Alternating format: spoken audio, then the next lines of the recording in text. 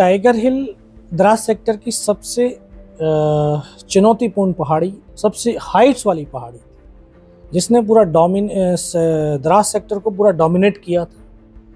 तो फायर से भी, देखभाल से भी, और इतना स्ट्रेटेजिक जो है सामरिक दृष्टि से इतनी महत्वपूर्ण हो गई थी, क्योंकि उसने नेशनल हाईवे 1 जो श्रीनगर टू लेह वाला है उसको पूरा ब्लॉक कर दिया था। उस पहाड़ी को पुनः प्राप्त करने के लिए हमारी यूनिट 18 ग्रेनेडियर्स को चुना गया। उसमें घातक प्लेटून, उसका पुनर्गठन हुआ, उसमें कुछ नए पुराने जवानों का चयन हुआ, और सौभाग्य से मुझे भी उस टीम का हिस्सा बनने का मौका मिला। पहाड़ी ज़्यादा ऊंची होने के कारण दुश्मन के पास एडवांटेज बहुत ज़्यादा था। फिर रात का सहारा लिया। अंधेरी रातों में हम चलते थे, दिन भर पत्थरों में चुपचाप पड़े रहते थे, फिर चलते थे। तो इस तरह से 2 रात और 1 दिन उस पहाड़ी पर चढ़ने के बाद तीसरी रात टाइगर हिल टॉप के ऊपर हम चढ़ पाए।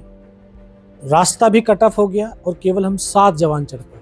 ऊपर चढ़े, सामने दुश्मन के bunkers, hand to hand fight हुई। उसमें 5 पाकिस्तानी सोल्जर्स को हमने मार दिया। उसके बाद 5 घंटे हमारा फायरिंग चला।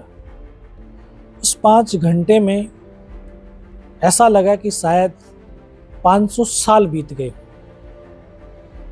जब आपके ऊपर आर्टिलरी के बम गिर रहे हों, मोटर के बम गिरते हों, और चारों तरफ से गोलियां ही गोलियां चल रही हों, कोई आपके कान के पास से जा रही है, कोई सिर के पास से जा रही है, तो एक एक सेकंड एक एक साल के बराबर। कैसे कब क्या होगा नहीं मालूम। और लोग बोलते हैं यार डर नहीं लग रहा था, लेकिन डर तब तक लगता है जब तक डर दूर होता है। अब सिंपल भाषा में आपको बताऊं कि आपका कोई किसी से झगड़ा हुआ, वो उस तरफ खड़ा है, आप इस तरफ खड़े, डंडे उसके पास में, डंडे आपके पास में, उसके पास पत्थर है, आपके पास पत्थर है। आप देख करके डर रहे हैं यार इसने पत्थर फेंका तो सर फट जाएगा, कितना दर्द होगा। और जब वो पत्थर फेंक देगा, आकर के लग भी गया, लेकिन जब खून बहने लगेगा तब लगेगा यार पत्थर लगा क्या लगा। यानी वो लगने के बाद डर खत्म। तो जब हम जिस एनवायरनमेंट में रहते हैं उसमें धीरे धीरे डर वो समाप्त हो जाता है। 5 घंटे लड़े, और 5 घंटों में मैंने अपने 6 साथियों को खोया। जो अभी तक आप लोग ने ये फिल्मों में देखा है कि गर्दनें कटती हैं, धड़ चलते हैं, मैंने तो उन पलों को जिया ही नहीं, देखा भी है। मुझे वो पल याद है कि जब मैं सर से लेकर के पैर तक लहूलुहान था, नाक से यहाँ से खून की धार बह रही थी। ठीक मेरे सामने वाला साथी मुझे फर्स्ट एड करने लगता है, उसको यहाँ पे गोली लग जाती है, इधर से पूरा सर निकलता है। बगल वाला साथी मेरा रूममेट था, उसको भी अचानक से सीने में गोलियां लगती हैं, उसका सर ये पूरा फट जाता है, सो जाता है। बम गिरता है, एक साथी को उसकी गर्दन कट जाती है, एक और बम गिरता है, उसके दोनों पैर दोनों हाथ कट जाते हैं। जब भी अंग कट करके जमीन पर गिरते हैं ना, किस तरह से उछलते हैं, तड़पते हैं, कुछ शब्दों में बयान नहीं किया जा सकता। एक एक करके एक एक साथी शहीद होता चला जा रहा था। मैं भी जख्मी था, बेहोशी में अवस्था धीरे धीरे आने लगी थी, लेकिन इतना बेहोश नहीं हुआ था कि उनको देख ना सकूं, सुन ना सकूं। देख सकता था, सुन सकता था। एक समय ऐसा आया कि उनको लगा कि इनमें से कोई जिंदा नहीं है, तो उन्होंने बोला इनको रिचेक तो करो, इनमें से जिंदा है कि नहीं जी है। क्योंकि यकीन करने के लिए गोलियां मारते हैं। फिर आकर के जब गोलियां मारने लगे तो मैं देख रहा हूँ कि जवानों की ऐसे बॉडियाँ उछलती थी ऊपर की तरफ। बगल वाले को मारा, उसकी बॉडी उछली, मुझे भी फर्स्ट में यहाँ पे गोलियां मारी। मैं देख रहा हूँ कि धुआं निकल रहा है, फिर यहाँ पे गोली मारी नीचे में। तो लेकिन उस गोली की पीड़ा को चुपचाप बड़ा सहता रहा। उनको यकीन हो गया इनमें से कोई जिंदा ही नहीं है। फिर उन्होंने अमानवीय क्रूरताओं का तांडव शुरू किया। हमारे जवानों की बॉडियों में बूट की ठोकरें, पत्थर, गालियां देते रहे।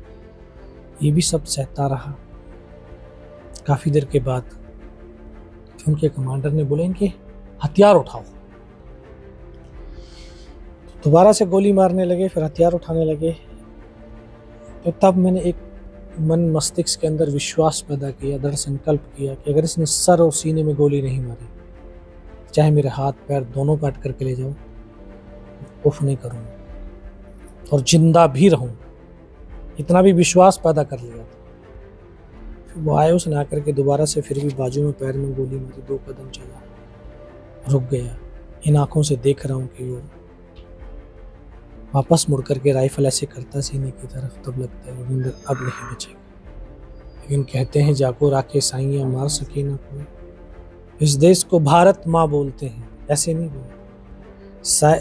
इस माँ भारती ने मुझे वो माध्यम चुन लिया होगा कि उसके बेटों ने जो वीरता, शौर्य, पराक्रम, बलिदान दिया है उनको दुनिया तक पहुंचा सके। तभी तो उसने जब गोली चलाई तो यहाँ पे पर्स रखा था, क्योंकि पूरी पैंट फट गई थी चलते चलते। तो पर्स में भी कुछ 5-5 रुपए के सिक्के थे। वो सिक्के जाकर के गोली लगी, कोचिट हो गई। तब मुझे लगा यार मैं तो मर गया हूँ। लेकिन अगले ही पल एहसास हुआ जब वो पाकिस्तान का जवान दूसरे हथियार उठा करके वापस जा रहा होगा, उसका पैर टकराया, जिंदा हूँ मैं। तब अंतर्मन से आवाज है कि योगेंद्र अभी तक नहीं मरा, तो मरेगा भी।